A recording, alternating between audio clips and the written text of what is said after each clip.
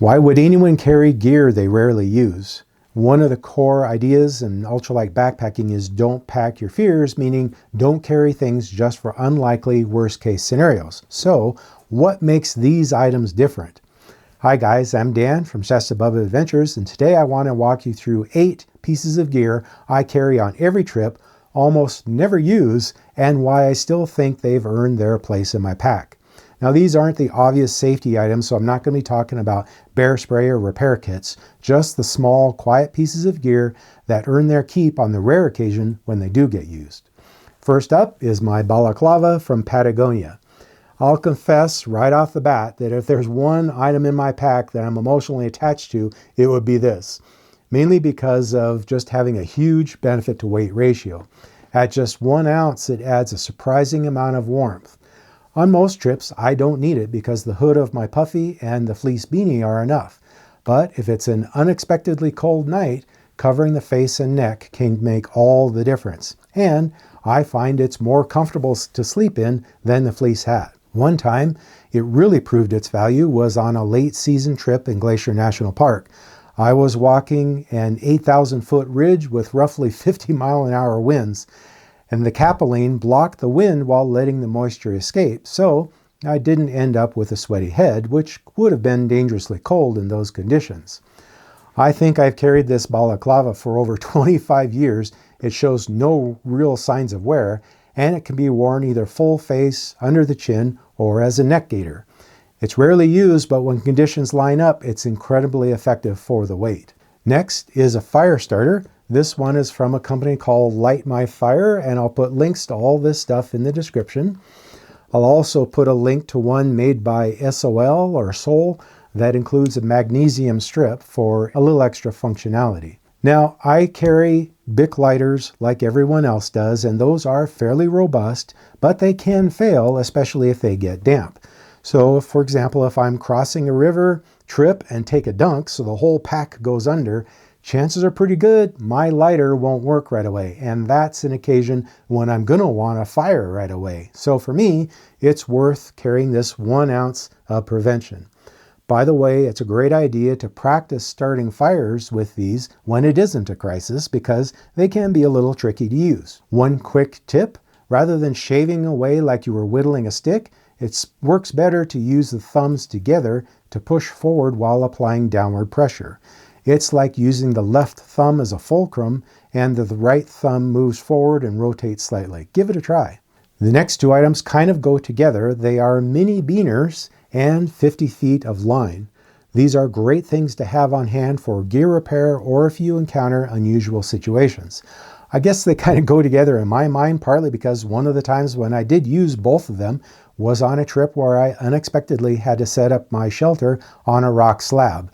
I used the extra line and a beater to make a loop to secure the corners with a large rock. I carry these little guys that come free with some gear, but I also like the ones from Night Ease. Once the hook on the front of my gaiters tore out, so I replaced it with one of these double beaners. That actually worked better than the hook, so when I got home, I did the same with the other one, and now they both stay attached all day. 4 or 5 of these mini beaners weigh about a ½ ounce. Your extra cordage has 100 possible uses, from repairing a backpack to extra shoelaces to fixing up a splint or a sling. It's a survival tool par excellence. This is 2.8 millimeter cord from HMG, and the 50-foot hank weighs 1 ounce.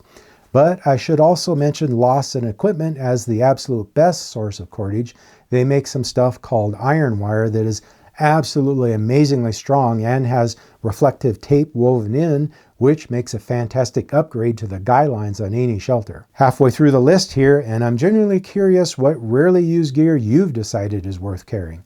Let us know in the comments, and it will be really interesting to hear from all of you what is on your list. The next 2 items are a bit controversial, and they are a knife and a compass.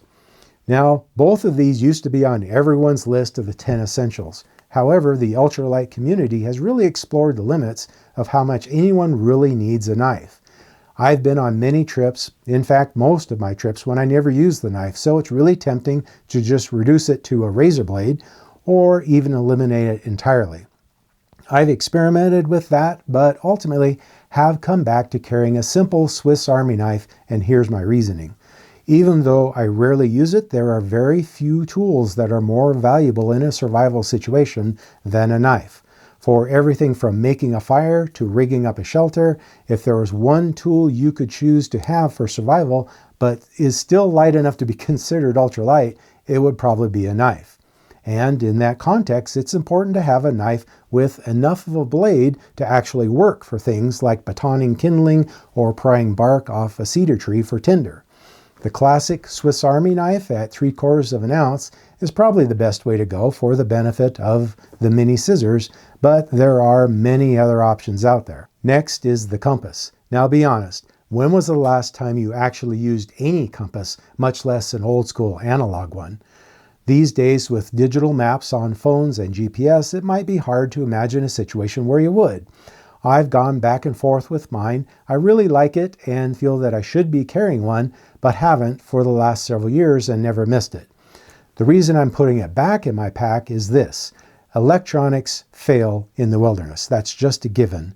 Maybe everything works fine 99 trips out of 100, but it just takes one weird situation to get in a world of trouble. I always print out paper maps for this same reason, so it just follows that I would carry a compass as well, which can be another lifesaver for 1.5 ounces.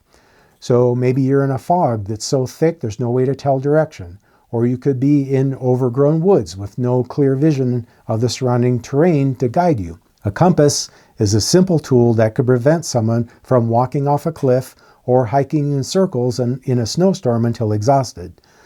Of course, it's useless if you don't know how to use it, so let me know if you would like a tutorial video on map and compass orientation, and if there's enough interest in that, I'd be happy to do that.